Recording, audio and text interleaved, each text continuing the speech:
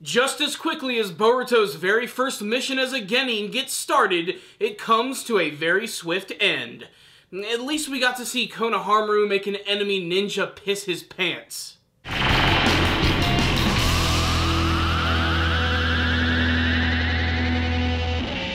I was expecting this arc to go on a little longer. I didn't think that we were just going to be getting your run-of-the-mill generic two-parter episode.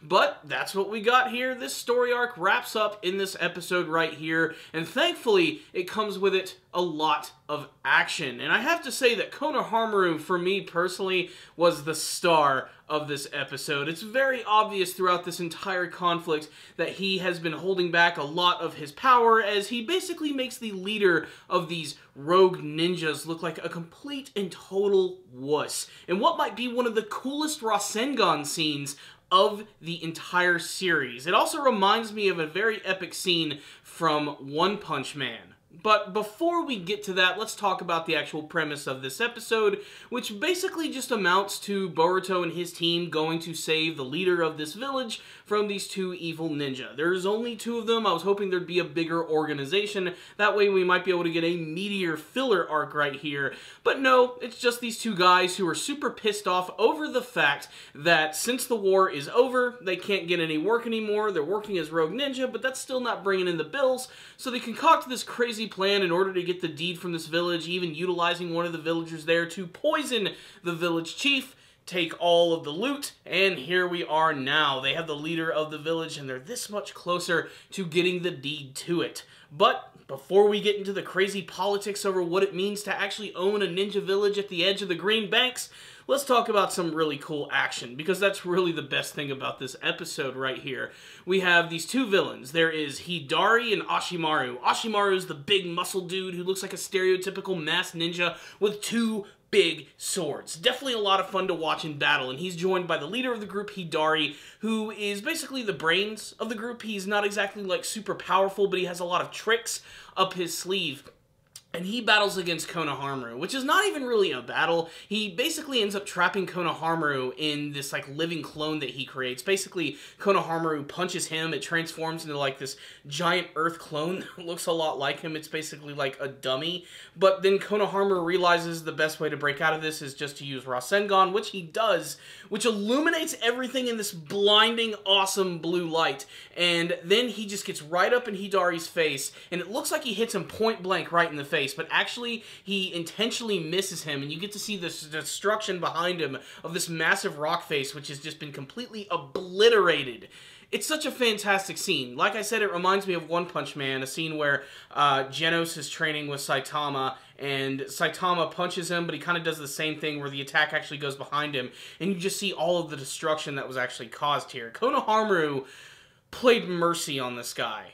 Big time. He could have completely destroyed him, and thankfully I'm really glad that they did that. I was starting to worry that after all of this time, Konohamaru hadn't really transformed into a super powerful ninja, but as far as I'm concerned, he's still in line to become Hokage someday. I'm hoping we'll get to see more of his abilities, but I will say that this was easily one of the coolest, most confident Konohamaru moments of the entire series. And seeing it finally, like, as an adult is also really satisfying as well. Just seeing him slowly, casually walk up with that Rasengan with the light going over his face just looked incredible. Now, not to be outdone, we actually get to see Team 7 working together. I know, it's crazy, right? They actually utilize a combination of all of their techniques to take down the big sword-wielding Ashimaru, where they actually use that technique that Naruto does with his clones, where he propels them forward with wind style, but instead they actually decide to use Sarada as the projectile, and she flies forward towards this guy, just moving at like the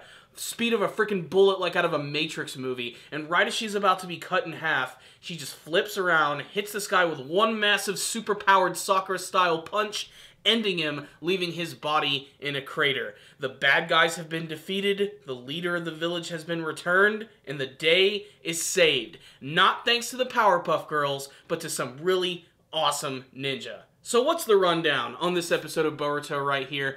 In many ways, I'm disappointed, and I'm also elated over the fact that this arc is over, because it really was not all that interesting. Like I said, it was basically a retread of the first major arc of the Naruto series with Zabuza and Haku, just with these two lamer versions of these characters.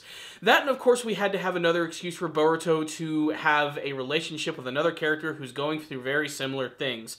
They give us this whole side story about the leader of the village. She looked up to her father and saw him as the strongest, most amazing person in the world, and there were these ideals and beliefs that she could never truly live up to, and she couldn't face the villagers, and blah, blah, blah, blah, blah. She wanted to do things her very own way. This entire thing is just going parallel with what's going on with Boruto in his life and his confrontations that he has with his father. And it just feels kind of like it's just shoved in out of nowhere. And honestly, it's the weakest part of this episode right here. The best parts definitely are all of the action scenes, which thankfully look pretty awesome. Especially all of the Konohamaru moments. When Konohamaru is actually fighting against both of them at the same time, it's pretty freaking solid stuff. And that Rasengan moment just totally sold it for me in this episode right here. I'm curious to see how many more of these Genin type episodes we're going to get. If we're going to continue to get two-parters, singular episodes, maybe much larger arcs. I still believe that they are a necessary evil. We need to spend time with these characters as they are Genin before we jump into the Chunin exam. I mean, we could go ahead and just get right to it and assume that they've been on all types of wacky adventures, but if they can come up with stories that are thankfully pretty freaking interesting, like this episode right here, then I'm willing to see what else they're going to do with the show. I'm willing to be patient with it. I mean, I've been on the ride with the Naruto series for a long time. I'm not going anywhere, so I'd just like to see what they're going to do with it. Hopefully make it a little more interesting than this one right here, which was basically just a retread, but luckily it looked pretty cool, and it had a Konohamaru moment that I just absolutely loved. I'm giving this one right here a 4 out of 5. Flawed episode in terms of the storytelling and the same old stuff that we've heard a million times in the show. For the most part, this is just a retread, just with some brand new characters who are involved. But it still was competently told, and it got over with real quick, and everything that we have here, the action and everything, I think was honestly pretty freaking solid. I'm really digging it. So, 4 out of 5 for me. I'd love to hear your thoughts about it. You guys can tell me all about them in the comment section below. What you thought about this episode of Boruto. What did you think of this little 2-episode arc? Did you like it? Did you not like it? What did you think of Konohamaru in this episode? Are you hoping to see more action from him? And what do you hope to see from the rest of the Boruto anime series? Thank you guys for watching. Make sure to subscribe to the channel for more Boruto and other anime reviews. Like the video, share it with your friends. I'll see you guys next time. And as always, stay down there, baby.